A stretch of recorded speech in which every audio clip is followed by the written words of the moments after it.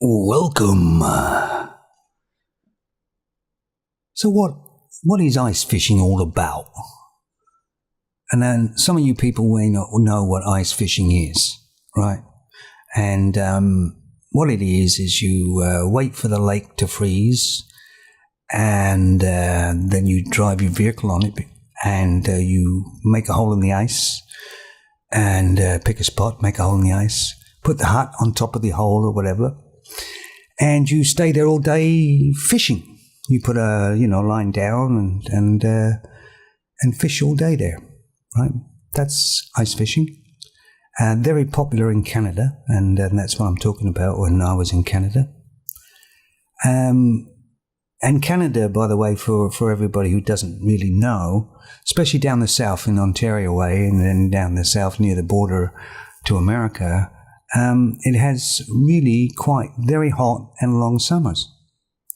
And it does have, obviously, very cold, snowy winters, right? Every year, that it always does, right?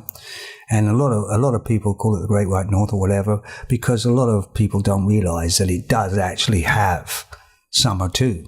I mean, way up north in Canada, they don't have too much of a summer, but way down where I was living at the time, they did. So, in the summer, I used to have a motorboat and drive around the lake and fish, and then, fish a bit in that area. And if I didn't get anything, I'd, start the boat up and go over to another area and try there. And some days I didn't catch very much. And I'd do a lot of the lake.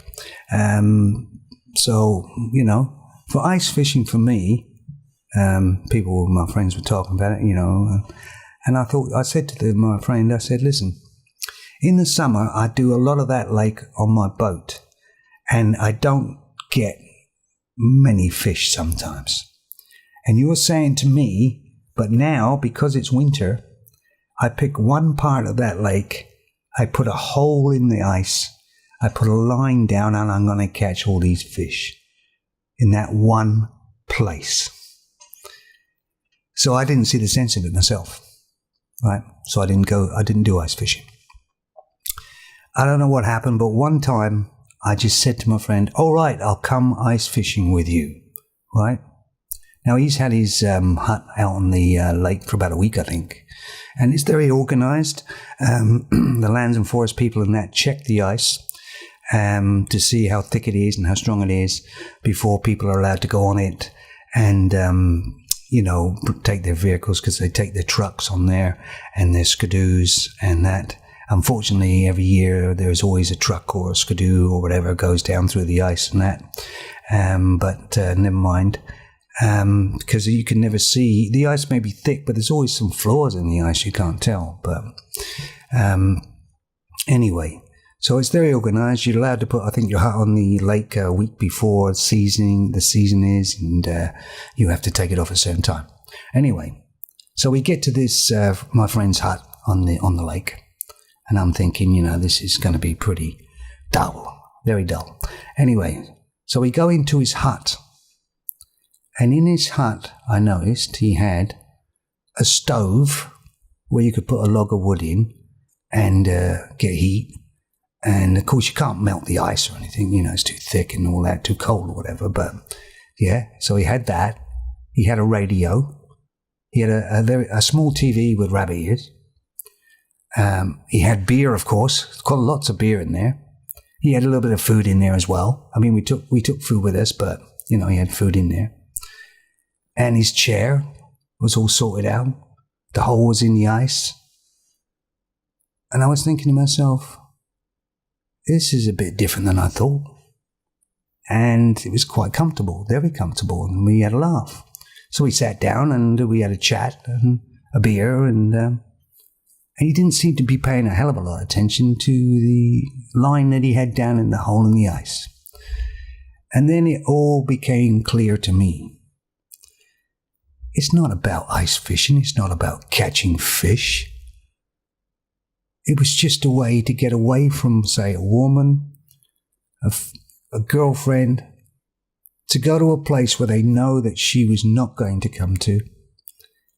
And it was nice, peaceful, quiet, Could listen to the radio, could listen to some TV if he wanted. That was what it was all about. So it all became clear. Another refuge for the man, right? So, he wouldn't be listening to any nagging, moaning, whining, get that fixed and all that. It was just cool. And I was wondering why, men stayed in the hut a lot of the day and then went back to their home or whatever. So that was what it was all about. And I'm surprised I didn't know that. But anyway, here's a story that you may or may not believe.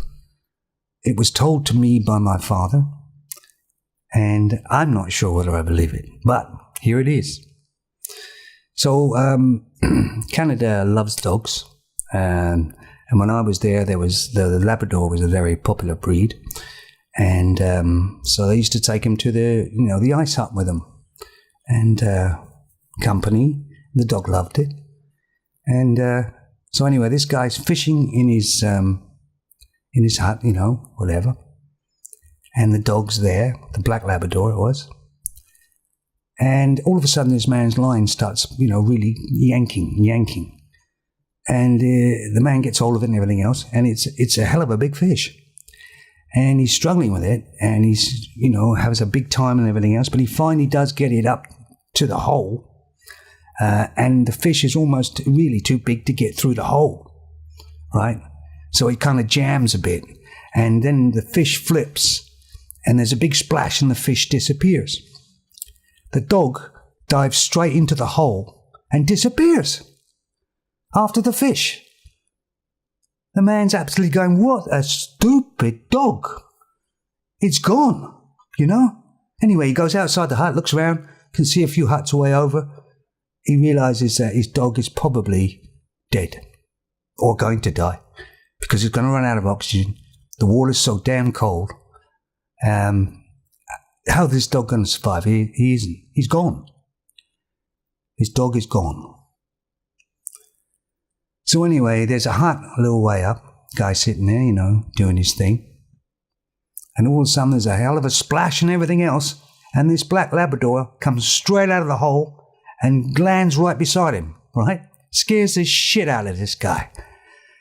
And the dog just shakes itself, and it's fine. And he wonders where the hell that came from. Anyway, he opens his door from his hut, and the dog goes out. The dog sees its, owner way over, and runs over to him. The man is absolutely shocked to see him, pets him and is so amazed, right? So, I don't know whether I believe that story, but it's a pretty good damn story, I think. And it had a happy ending. See ya.